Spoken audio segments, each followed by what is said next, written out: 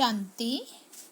आज 8 नवंबर 2021 की साकार मुरली है। शिव भगवानु वाच, मीठे बच्चे शिव बाबा का बनकर कोई भी भूल नहीं करना। भूल करने से बाप का नाम बदनाम कर देंगे। आज का प्रश्न है, सबसे बड़ी प्रवृत्ति किसकी है और कैसे? उत्तर है, शिव बाबा की सबसे बड़ी प्रवृत्ति है। भक्ति में सब तो अब मैं माता पिता कहकर पुकारते हैं तो प्रवृत्ति वाला हुआ ना। परंतु जब तक वह साकार में न आए तब तक उनकी कोई प्रवृत्ति नहीं, क्योंकि ऊपर में तो आत्माएं बाप के साथ निराकारी रूप में रहती है। जब साकार में आकर इनमें प्रवेश करते हैं तो सबसे बड़ी प्रवृत्ति है। ओम शांति। भारत खास और दुनिया आम यह नहीं जानते कि बेहद का बाप नरवृत्ति वाला है या प्रवृत्ति वाला है। जब बाप आते हैं तो बच्चे बच्चे कह बुलाते हैं, क्योंकि उनको पुकारा भी जाता है। तब में माता पिता, तब में तो गृहस्थी बन जाते। वहाँ तो सब जानते हैं शिव निराकार है। भल शिव का आकार है, परंतु बाल बच्चे तो नहीं है। अगर हैं भी तो सब आत्माएं बच्चे हैं। सब एक जैसे बच्चे हैं, इसलिए समझते हैं सब परमात्मा है।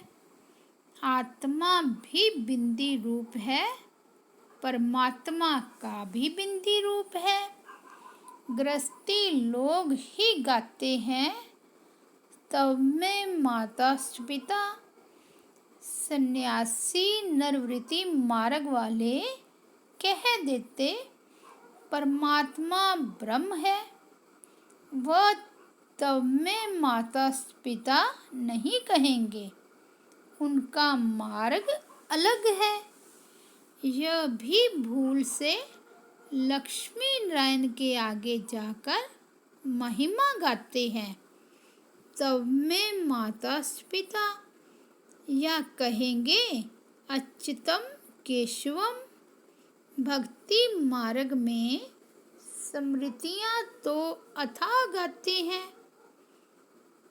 वास्तव में परमात्मा बाप है, उनसे वर्षा कैसे और क्या मिलना है तुम बच्चे जानते हो।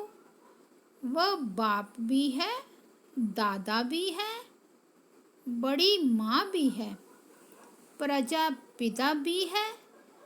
इस तन द्वारा कहते हैं, बच्चे मैं तुम्हारा बाप भी हूँ। फिर मुझे भी प्रवृत्ति मार्ग में आना पड़ता है। यह मेरी युगल भी है, बच्चा भी है। जब इसमें प्रवेश करता हूँ तब प्रवृत्ति वाला बन जाता हूँ। मुझे ही सुप्रीम बाप, सुप्रीम टीचर, सुप्रीम गुरु भी कहते हैं। गुरु गाइड करते हैं मुक्ति के लिए। वह तो है सब झूठ, ये है सत्य।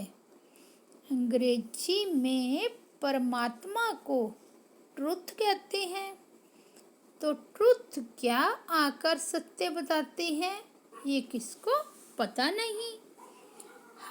तुमको भी पता नहीं था। तो जैसे नई बात हो गई ना, वह ज्ञान का सागर सचखंड स्थापन करने वाला है।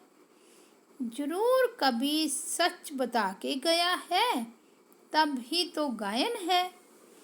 सचखंड को हेवन कहते हैं। वहाँ डीटी साबरमती दिखाते हैं। अभी है पुरानी दुनिया, फिर नई दुनिया होने वाली है। पुरानी दुनिया को आग लगनी है। स्थापना के समय विनाश भी गाया जाता है। कर्ण करावनहार परमात्मा गाया हुआ है। ब्रह्मा द्वारा स्थापना करते हैं। कैसे कराते हैं वह तो खुद ही आकर बताएंगे। मनुष्य कुछ भी नहीं जानते। कहते हैं परमात्मा कर्ण करावनहार है, और फिर ड्रामा का भी पता पड़ गया। कलयुग अंत, सतयुग आदि, इस संगम को ही ऊंच मानना चाहिए। कलयुग के बाद आता है सतयुग, फिर नीचे उतरना होता है। स्वर्ग नरक गाया हुआ है। मनुष्य मरते हैं तो कहते हैं स्वर्गवासी हुआ। जरूर कोई समय नरकवासी हुए हैं। यह खास भारतवासी ही कहते हैं, क्योंकि जानते हैं भारत सबसे प्राचीन है, तो जरूर यही हेवन होगा। बातें कितनी सहज है, परंतु ड्रामानुसार समझते नहीं हैं। तब तो बाप आते हैं समझाने। पुकारते भी हैं, बाबा आओ, आप में जो नॉलेज है वह आकर हमें दो। पतितों को पावन बनाने आओ। फिर कहते हैं हमारा दुख हर कर सुख दो। परंतु यह पता नहीं कि क्या नॉलेज देंगे, क्या सुख देंगे।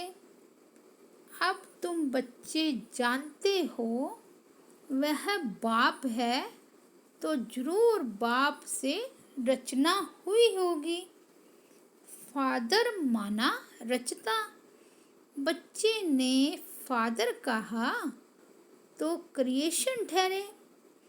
क्रिएशन भी जरूर कहाँ से पैदा हुई होगी।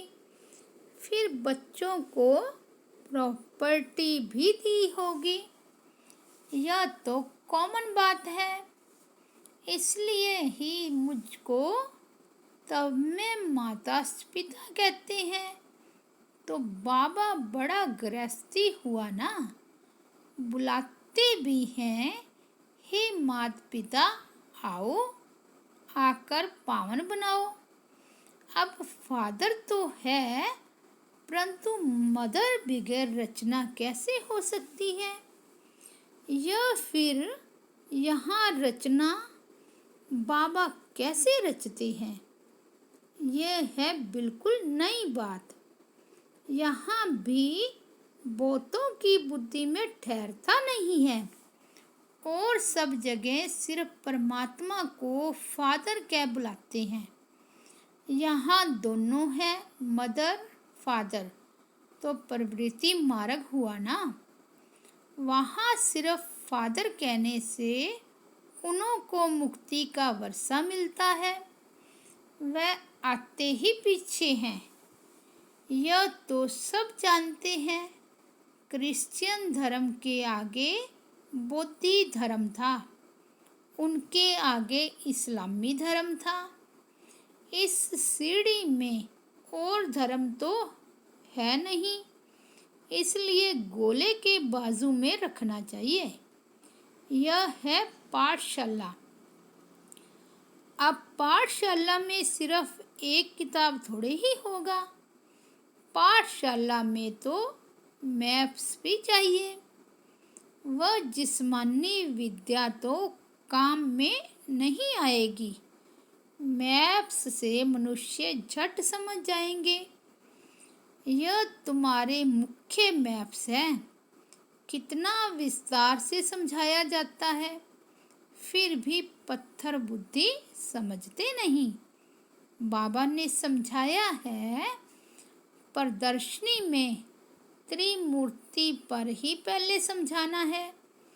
यह तुम्हारा बाबा है, वह दादा है।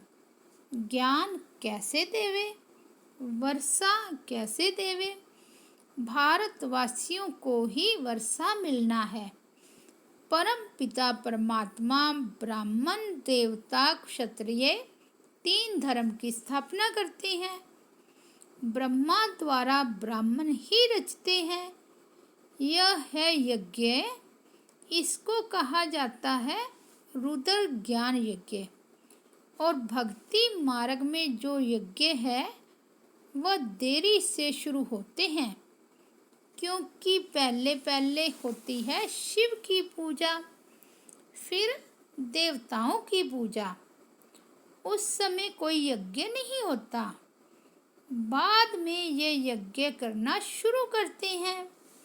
पहले देवताओं की पूजा करते हैं, फूल चढ़ाते हैं। अब तुम पूजा लायक नहीं हो। लोग शिव के ऊपर जाकर अकत धूरा क्यों चढ़ाते हैं? बाप समझाते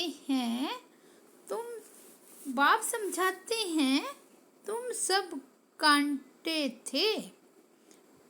उनसे फिर कोई सदा गुलाब, कोई मोतिया बनते हैं, कोई फिर अक के फूल भी बन पड़ते हैं। पूरा नहीं पड़ते तो अक बन जाते हैं। कोई काम के नहीं रहते। शिव बाबा पर सब कांटे चढ़ते हैं, फिर उन्हों को फूल बनाते हैं, परंतु फूलों की भी वैरायटी बन जाती है। बगीचे में वैरायटी फूल होते हैं ना, तुम्हारे में भी नंबरवार हैं। कोई तख्त नशीन बनेंगे, कोई क्या बनेंगे। यह सब बातें बाप ही समझाते हैं और कोई समझा ना सके। भक्ति मार्ग कितना लंबा चौड़ा है, परंतु उसमें ज्ञान जरा भी नहीं। सतयुग में देवी देवता थे, कलयुग में एक भी देवता नहीं। तो जरूर परमात्मा ने मनुष्यों को देवता बनाया होगा। तो बाप आकर ऐसा कर्म सिखलाते हैं जो मनुष्य सीख कर दैवी गुण धारण कर देवी देवता बन गए। और धर्म वाले क्या सिखलाएंगे, क्योंकि उन्हों को तो ऊपर से उनके पिछाड़ी में आना है। तो वह सिर्फ पवित्रता का ज्ञान देते हैं। क्राइस्ट जब आता है तो क्रिश्चियन तो कोई है नहीं, ऊपर से उनके पिछाड़ी आते हैं। बाबा ने समझाया है, मुख्य धर्म हैं 4। जो धर्म स्थापन करते हैं उनका जो शास्त्र है उनको कहा जाता है धर्मशास्त्र।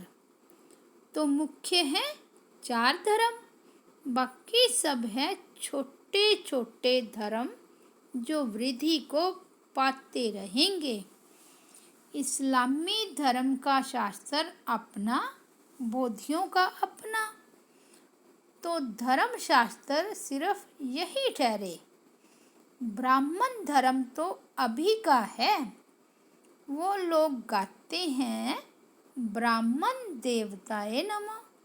तो उन ब्राह्मणों को समझाना है कि परमात्मा जब ब्रह्मा द्वारा आकर ब्रह्मा मुख वंशावली रचते हैं, वही सच्चे ब्राह्मण हैं। तुम तो प्रजापिता ब्रह्मा की औलाद हो ही नहीं। तुम सिर्फ अपने को ब्राह्मण कहलाते हो, परंतु अर्थ नहीं जानते। ब्रह्मा भोजन जब खाते हैं तो संस्कृत में श्लोक पढ़ ब्रह्मा भोजन की महिमा गाते हैं। महिमा सारी फालतू करते हैं। उनसे पूछना चाहिए कि तुम ब्राह्मण कैसे ठहरे। पहले तो ब्रह्मा चाहिए, जिस द्वारा परमात्मा सृष्टि रचे, तो सच्चे ब्राह्मण हो तुम। ब्राह्मणों की तो चोटी दिखाते हैं ना, विराट रूप में फिर ब्राह्मण दिखाते नहीं, तो ब्राह्मण आए कहाँ से? तुम अपने को ब्राह्मण कहलाते हो, तो परमात्मा जब आकर ब्रह्मा द्वारा नई रचना रचे तब ब्राह्मण हो। फिर ब्राह्मण ही देवता बनते हैं। ब्राह्मण होते ही हैं संगम पर। कलयुग में सब शूद्र हैं। ब्राह्मणों की बहुत महिमा करते हैं। यह सब बातें बाबा समझाते हैं। अलफ बे बाकी है डिटेल। भक्ति का भी समझाना पड़े। बाबा कह देते तुम कोई भगत हो, बाकी बाबा कब गुस्सा आदि नहीं करते हैं। बाप समझाने तो देगा ना, क्योंकि बच्चे अगर भूल करते हैं तो नाम बदनाम किसका होगा? शिव बाबा का। इसलिए बाबा बच्चों के कल्याणार्थ शिक्षा देते हैं। समझो, इनसे कोई भूल हो जाती है तो भी उसको सुधारने के लिए ड्रामा में नूंद है। उससे भी फायदा निकलेगा, क्योंकि ये बड़ा बच्चा है ना। सारा मदार इस पर है। इनसे कोई नुकसान नहीं होगा। यह कहते हैं ऐसे करो तो कर देना चाहिए, तो नुकसान से भी फायदा निकल आएगा। नुकसान की कोई बात नहीं। हर बात में कल्याण ही कल्याण है। कल्याण भी ड्रामा में था। भूले तो सबसे होती रहेगी, परंतु अंत में कल्याण तो कोई भी हालत में होना है, क्योंकि बाप है कल्याणकारी। सबका कल्याण करना है। सबको सद्गति दे देते हैं। अब सबकी क़यामत का समय है। पापों का बोझा सबके सिर पर है, तो सबका हिसाब किताब चुकता होगा। सजाएं मिलने में देरी नहीं लगती है।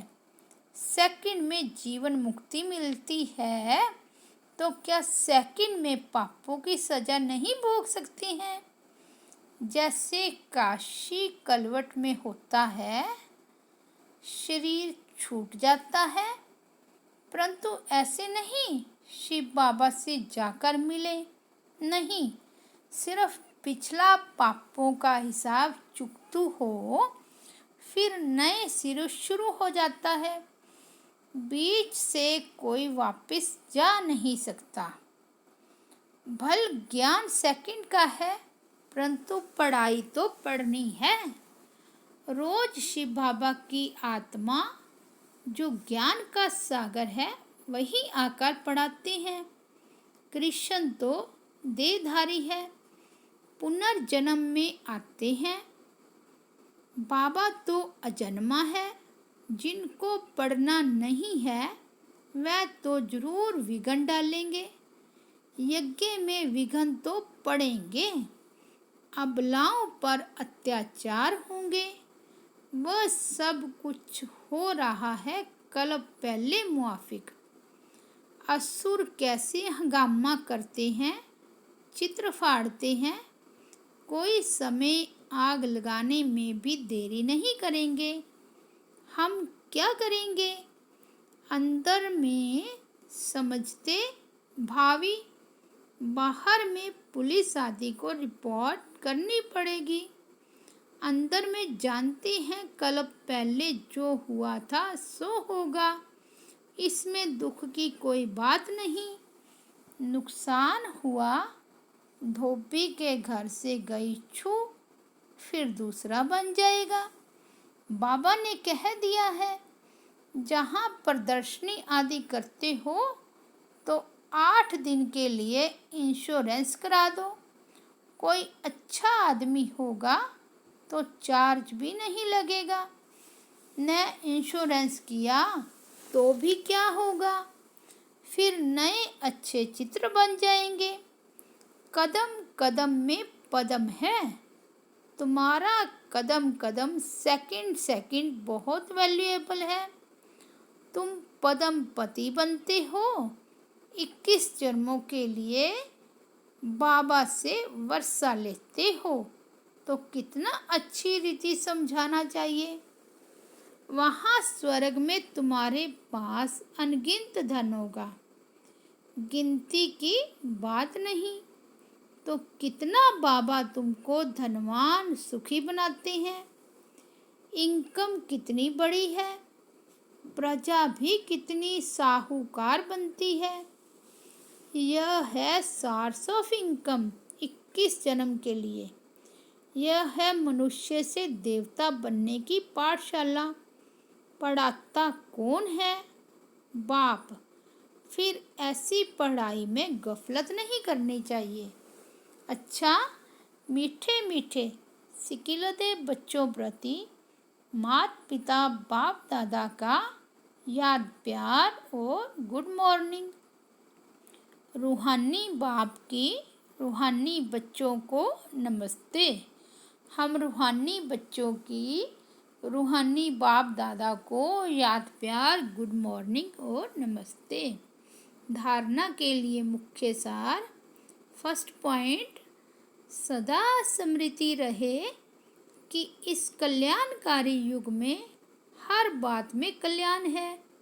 हमारा अकल्याण हो नहीं सकता। हर बात में कल्याण समझ सदा निश्चिंत रहना है।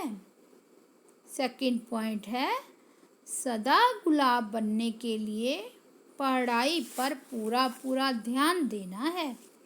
पढ़ाई में गफलत नहीं करनी है। अक का फूल नहीं बनना है। आज का वरदान है, सबको रिगार्ड देते हुए अपना रिकॉर्ड ठीक रखने वाले सर्व के स्नेही भव। जितना जो सभी को रिगार्ड देता है उतना ही अपने रिकॉर्ड को ठीक रख सकता है। दूसरों का रिगार्ड रखना अपना रिकॉर्ड बनाना है। जैसे यज्ञ के मददगार बनना ही मदद लेना है, वैसे रिगार्ड देना ही रिगार्ड लेना है। एक बार देना और अनेक बार लेने के हकदार बन जाना। वैसे कहते हैं, छोटों को प्यार और बड़ों को रिगार्ड दो। लेकिन जो सभी को बड़ा समझकर रिगार्ड देते हैं वह सबके स्नेही बन जाते हैं। इसके लिए हर बात में पहले आपका पाठ पक्का करो। आज का स्लोगन है, बाप दादा की मिली हुई शिक्षाएं समय पर याद आना ही तीव्र पुरुषार्थ है। अच्छा, ओम शांति। ओम शांति।